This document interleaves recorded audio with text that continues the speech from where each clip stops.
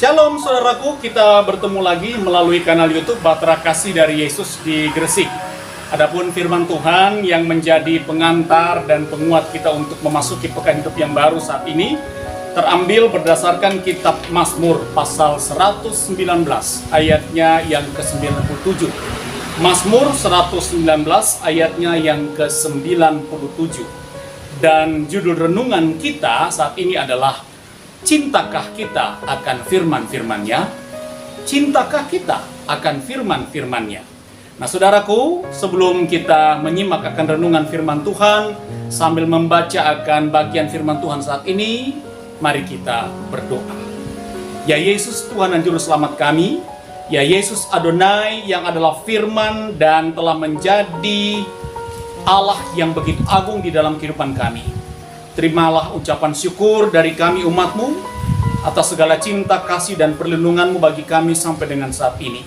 Serta kuasailah kami, kuasailah hati dan pikiran kami, agar kami mampu mengerti apa yang Kau firmankan kepada kami untuk memasuki, menjalani kehidupan di pekan yang baru ini. Di dalam nama Tuhan Yesus kami berdoa dan bersyukur. Amin. Saudara-saudaraku, umat Tuhan, kekasih-kekasih Tuhan, saya teringat pada saat terjadi kelangkaan BBM. Waktu itu saya masih ditugaskan melayani di sebuah jemaat di Riau Daratan, kurang lebih 2 jam dari kota Pekanbaru, saudara. Nah, saat itu karena kelangkaan BBM, termasuk minyak tanah, termasuk juga kelangkaan gas LPG, maka apa boleh buat? Dalam memasak, saya harus menggunakan tungku dari tanah liat yang oleh masyarakat setempat disebut anglo, saudara-saudara, anglo. Nah, perlu diketahui bersama bahwa diperlukan teknik khusus untuk memasak memakai tungku ini, saudara-saudara. Begini, kalau apinya masih kecil, lalu Anda memasukkan kayu yang masih lembab, maka kemungkinan api itu akan padam. Tetapi kalau apinya sudah berkobar-kobar di dalam tungku itu, jenis kayu apa saja, termasuk kayu yang lembab sekalipun, itu pasti akan disambar oleh nyala api yang berkobar-kobar dalam tungku tersebut, saudara-saudara. Nah, saudara-saudaraku, dengan berpatokan pada penyalaan tungku tanah liat ini untuk memasak tersebut, maka mungkin tidak berlebihan saya mau mengatakan seperti ini, saudara-saudara, bahwa dalam artian besar kecilnya api Roh Kudus dalam diri kita itu berkaitan dengan kebiasaan kita merenungkan firman Tuhan, selalu berada dekat dengan firman Tuhan. Sekali lagi, saudara-saudara, besar kecilnya api Roh Kudus bersemayam berkobar-kobar dalam kehidupan saudara dan saya itu berkaitan dengan kebiasaan kita untuk senantiasa merenungkan atau cinta akan firman Tuhan. Dengan kata lain, api Roh Kudus dalam tungku hati kita akan senantiasa menyala kalau saudara dan saya senantiasa hidup di dalam firman Tuhan.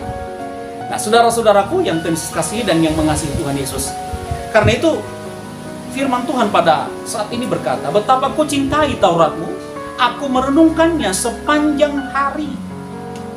Saudara-saudaraku yang Tuhan kasihi dan yang mengasihi Tuhan Yesus, Raja Daud sebagai penulis dari Mazmur ini termasuk orang yang tungku hatinya itu berkobar-kobar, berapi-api.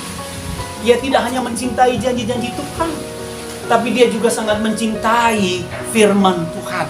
Karena itu sekali lagi dia berkata, betapa ku cintai Tauratmu, aku merenungkannya sepanjang hari. Saudaraku yang Tuhan Yesus kasih dan yang mengasihi Tuhan Yesus, dalam artian begini, kecintaan Daud kepada firman-firman Tuhan bukan muncul begitu saja, atau bukan karena kehebatan Daud, tapi karena beberapa hal.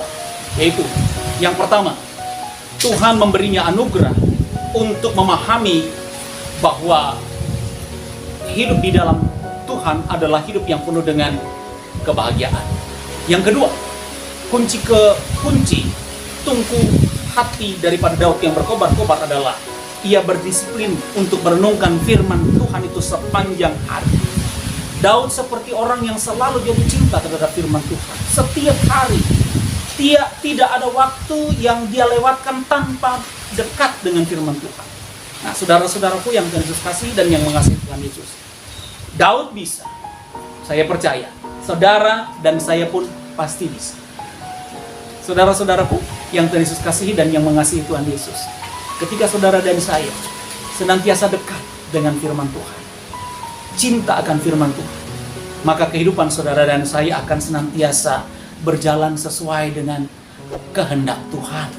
Kehidupan kita akan mudah terukur kebahagiaan kita, saudara-saudara. Tidak ada satupun yang terluput dari kunci kebahagiaan sebagai umat Tuhan jika saudara dan saya hidup dekat dengan Tuhan. Saya kasih contoh begini, saudara. Ada teman saya, seorang pendeta, yang punya satu kebiasaan. Kebiasaannya luar biasa, saudara-saudara. Dia suka menempelkan jadwal-jadwal pelayanannya. Jadwal-jadwal pelayanannya itu di tempat di mana dia sering kali duduk. Entah itu di tempat di mana meja belajarnya, atau mungkin di belakang pintu kamarnya, atau di mana saja dia senantiasa menghabiskan waktunya untuk duduk. Di situ banyak sekali tempelan-tempelan tentang jadwal-jadwalnya, jadwal pelayanannya, dan juga berbagai macam catatan-catatan firman Tuhan. Saya tanya kenapa seperti itu. Lalu dia mengatakan begini, supaya saya selalu ingat dan saya bisa menjalankannya semuanya dengan baik.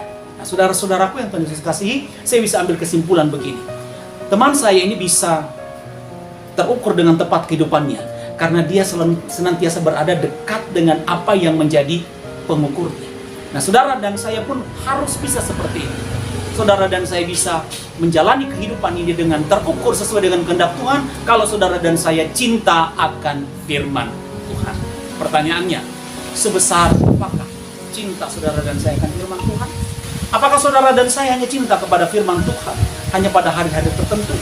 Atau apakah saudara dan saya hanya cinta kepada firman Tuhan ketika saudara dan saya ada dalam pergumulan? Ini persoalannya. Karena itu saudara-saudara, mari di pekan hidup yang baru ini saudara dan saya punya tekad untuk semakin cinta akan firman Tuhan. Karena ketika saudara dan saya menyatakan cinta akan firman Tuhan dan selalu mempraktekkannya dalam kehidupan sehari-hari, firman Tuhan tidak pernah lekang dalam hidup kita, maka saudara dan saya akan menjalani kehidupan ini dengan tenang, dengan terukur, dengan penuh rasa bahagia. Tuhan sayang saudara dan saya. Amin. Mari kita berdoa. Bapa di sorga, kami bersyukur dan berterima kasih atas pengajaran firman-Mu saat ini yang kembali menegur dan mengingatkan kami bahwa seringkali memang kami berusaha untuk jauh dari firman Tuhan. Kami baru dekat dengan firman Tuhan ketika hari-hari tertentu saja. Bahkan kami dekat dengan firman Tuhan ketika kami ada dalam pergumulan-pergumulan yang berat. Ampunilah kami Bapa di sorga.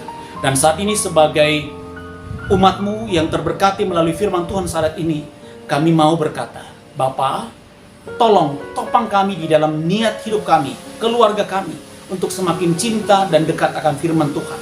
Biarlah setiap hari dalam kehidupan rumah tangga dan keluarga kami menjadi pencinta-pencinta firman Tuhan. Bapa, memasuki pekan hidup yang baru ini, kami mohon Tuhan tetap menyertai dan memberkati kami sekeluarga, rumah tangga kami, pekerjaan kami, kesehatan kami, Tuhan. Engkau berkati. Bahkan saat ini Tuhan, hamba berdoa khususnya bagi yang sakit disembuhkan dan dipulihkan, yang lemah dikuatkan, yang sementara berduka dihiburkan. Bapa di sorga, kami juga berdoa menyerahkan akan bagian-bagian tubuh kami yang mungkin saja sakit saat ini, bagian tubuh kami yang terkena kelemahan tubuh karena asam urat, karena asam lambung dan sebagainya, bagian kepala kami yang seringkali pusing. Di dalam nama Tuhan Yesus kami percaya bahwa cinta akan firman Tuhan membuat kami pulih dan sembuh dari segala macam sakit penyakit. Bahkan saat ini kami berdoa, jauhkanlah kami dari segala macam malapetaka, mara bahaya. Bahkan kami mohon, jika Engkau berkenan, angkat segala maut dari kehidupan kami. Berkati orang tua kekasih kami, berkati semua anak-anak, cucu-cucu kami, berkati mereka, berkati anak-anak yang berada dalam usia sekolah, anak-anak sebagai mahasiswa, mahasiswi, berkati anak-anak yang mencari pekerjaan. Lalu Tuhan juga tetap menyertai dan memberkati para lansia, orang tua kekasih kami, baik yang bersama dengan kami maupun yang terpisah jauh dengan kami. Damai sejahtera Tuhan menyertai dan memberkati mereka. Gereja-gereja Tuhan, kami mohon berkat Tuhan atas gereja-gerejamu. Semua hamba-hamba Tuhan yang terlibat di dalam pelayanan, demikian juga pemerintah daerah kami masing-masing, Tuhan menyertai dan memberkati. Kanal YouTube Bahtera Kasih Gresik, kami berdoa untuk kanal YouTube ini, agar kanal YouTube ini semakin menjadi rema dalam kehidupan umat beriman kepada Tuhan Yesus Kristus. Terima kasih Tuhan, ampun segala dosa dan salah kami. Lalu doa yang kurang sempurna ini kami sempurnakan di dalam doa yang Tuhan ajarkan kepada kami. Bapa kami yang di sorga, dikuduskanlah namamu, datanglah kerajaanmu, jadilah kehendakmu di bumi seperti di sorga. Berikanlah kami pada hari ini makanan kami yang secukupnya, dan ampunilah kami akan kesalahan kami seperti kami juga mengampuni orang yang bersalah kepada kami. Dan janganlah membawa kami ke dalam pencobaan, tapi lepaskanlah kami daripada yang jahat. Karena Engkaulah yang punya kerajaan dan kuasa dan kemuliaan sampai selama-lamanya. Amin. Saudara-saudaraku, subscriber yang Tuhan Yesus kasih dan yang mengasihi Tuhan Yesus, mari kita tunduk kepala di hadapan Tuhan. Kita merendahkan diri di hadapan Tuhan serendah-rendahnya, lalu kita bersama-sama menerima akan berkat dari Tuhan Yesus. Damai sejahtera Allah yang melampaui segala akal akan memelihara hati dan pikiranmu di dalam Yesus Kristus, akan memelihara kehidupan rumah tanggamu, keluargamu, akan memelihara kehidupanmu, pekerjaanmu, usahamu, anak cucumu, sekarang ini kekal selama-lamanya. Amin. Saudaraku, kekasih-kekasih Tuhan, saya Pendeta Hendra Dores dan tim Bahtera Kasih dari Yesus di Gresik mengucapkan selamat hidup mencintai firman Tuhan, dan Tuhan sayang kita semua. Shalom.